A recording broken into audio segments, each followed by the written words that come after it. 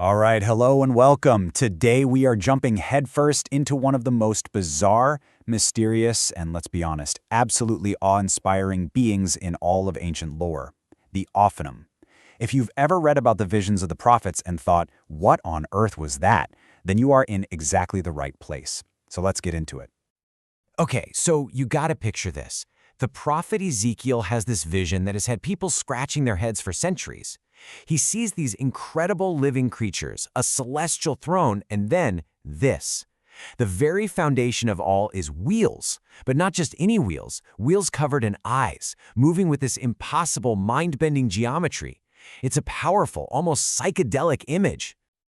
So, that's the big question, right? Who or what are these things? Are they angels? Are they some kind of divine machine? Something else entirely? Well, today we're going to be detectives. We're going to break down the clues from scripture and tradition and try to piece this ancient puzzle together. Now, with any good mystery, the first step is to know what you're looking for. You have to name it. And the name of these beings? Well, it's our first major clue, and it tells us pretty much exactly what Ezekiel was seeing. In Hebrew, they're called the Ophanim. The singular form is Ophan, and it literally just means wheel. So get this, they aren't like wheels, they are the wheels. More specifically, they're described as the actual living wheels of God's celestial chariot or his throne. But you know, there's always more to a name than just its surface-level meaning, especially in ancient mysticism. Names can hold these incredible hidden messages, and to find this one, we're going to need to use a really cool system called gematria to crack the secret numerical code hidden right inside the word Ophanim.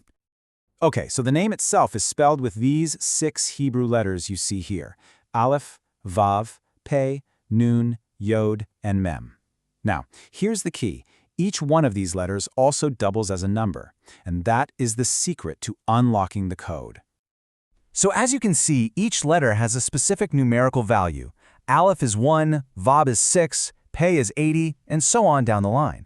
Now, this system isn't random at all. It's actually a core part of ancient scriptural analysis. So what do you think happens when we add all these values up?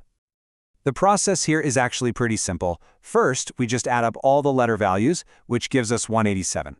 Then, we take that number and sum its digits. 1 plus 8 plus 7, that equals 16. Okay, we do it one last time. 1 plus 6 gives us our final and, believe me, incredibly significant number. 7. In biblical numerology, the number 7 is, well, it's everything. It represents divine completeness, spiritual perfection, the fundamental order of the entire universe. I mean, think about the 7 days of creation, right? The fact that the name of these beings boils down to the number 7 tells us they are profoundly connected to the very fabric of divine order. So, just to recap, they are the wheels, and their very name encodes this idea of divine perfection. Now, let's get into their job description. What do these perfect cosmic wheels actually do? Right, let's go back to Ezekiel's vision. He sees this celestial chariot, this throne. It's being carried by 4 living creatures we know as the cherubim. And the Ophanim, they serve as the wheels. But here is the crucial part. They aren't separate parts moving on their own. The cherubim, the Ophanim, and the Spirit of God all move together as one in perfect, instantaneous harmony. Wherever the Spirit goes, they go. No hesitation.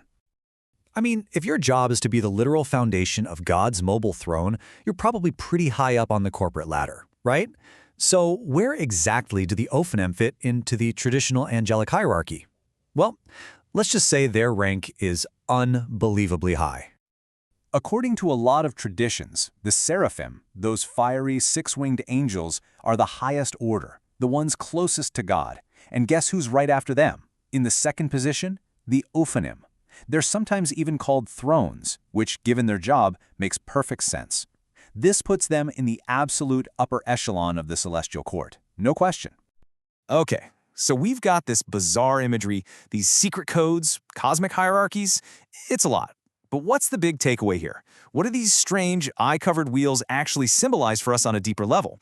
Let's connect all the dots. So, first, there's this incredible idea of divine order. Their perfect, synchronized movement isn't just for show. It's a living symbol that the cosmos isn't chaotic or random.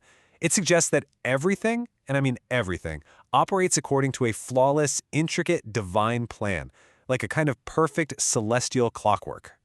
Second, we have to talk about those eyes, right? They're everywhere, covering the wheels, looking in every direction all at once.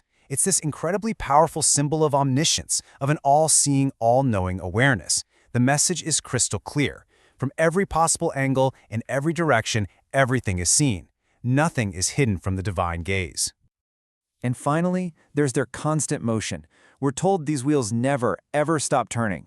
And this isn't just pointless movement. It signifies that the power driving the universe is never static, it's never dormant. It is always active, always present, and always moving creation forward. So all this brings us to one final thought. The Ophanim aren't just some weird mythical creatures. They are a profound symbol of a universe that is orderly, all-knowing, and perpetually in motion. And that leaves us with a really deep question to think about. If the very wheels of the cosmos are turning with such perfect all-seeing purpose, what does that imply about our own path and our own small place within that grand cosmic design?